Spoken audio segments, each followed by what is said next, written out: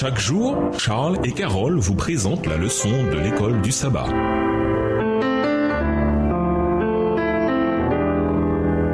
Bienvenue dans votre émission. Dieu nous parle. Nous voilà un son de mercredi, le châtiment de Caïn. Lisons Genèse 4 et versets 9 à 16. Pourquoi Dieu demande-t-il à Caïn: où est Abel, ton frère? Quel est le rapport entre le péché de Caïn et le fait qu'il devienne errant et vagabond sur la terre? Genèse 4, verset 12. Genèse 4, les versets 9 à 16. L'Éternel dit à Caïn: où est ton frère Abel? Il répondit: je ne sais pas. Suis-je le gardien de mon frère? Et Dieu dit: qu'as-tu fait? La voix du sang de ton frère crie de la terre jusqu'à moi. Maintenant, tu seras maudit de la terre qui a ouvert sa bouche pour recevoir de ta main le sang de ton frère. Quand tu cultiveras le sol, il ne te donnera plus sa richesse. Tu seras errant et vagabond sur la terre. Verset 13. Caïn dit à l'Éternel: mon châtiment est trop grand pour être supporté. Voici, tu me chasses aujourd'hui de cette terre. Je serai caché loin de ta face. Je serai errant et vagabond sur la terre, et quiconque me trouvera me tuera. L'Éternel lui dit: si quelqu'un tuait Caïn, Caïn serait vengé 7 fois. Et l'Éternel mit un signe sur Caïn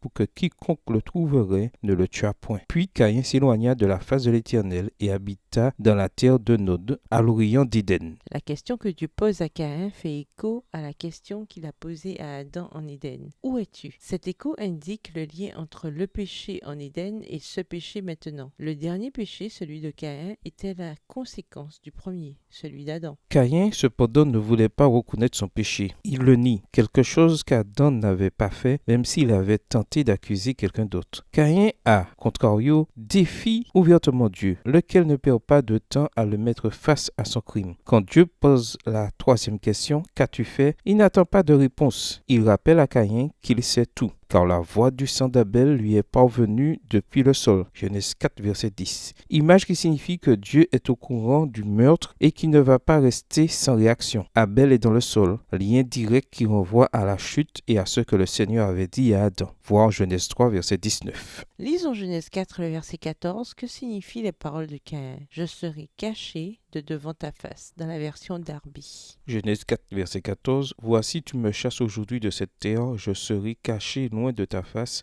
je serai errant et vagabond sur la terre, et quiconque me trouvera me tuera. C'est parce que le sang d'Abel a été répandu sur le sol que le sol est de nouveau maudit. Genèse 4, le verset 12. Par conséquent, Caïn est alors condamné à devenir un réfugié, loin de Dieu. Ce n'est que quand Caïn entend la sentence de Dieu qu'il reconnaît l'importance de la présence de Dieu. Car sans elle, il craint pour sa vie. Même après le meurtre de sang-froid de Caïn et son attitude de défi devant l'évidence, le Seigneur lui manifeste encore de la miséricorde. Et même si Caïn se retira de devant le Seigneur, Genèse 4, verset 16, le Seigneur lui assura tout de même une certaine protection. Nous ne savons pas ce qu'était exactement cette marque. Genèse 4, verset 15, dans la version Parole de vie. Mais quoi qu'il en soit, elle n'était là que par la grâce de Dieu envers lui. Caché de devant ta face. Genèse 4, verset 14, version Darby. Qu'est-ce qui est caché de la face de Dieu? Quelle situation tragique pour quiconque.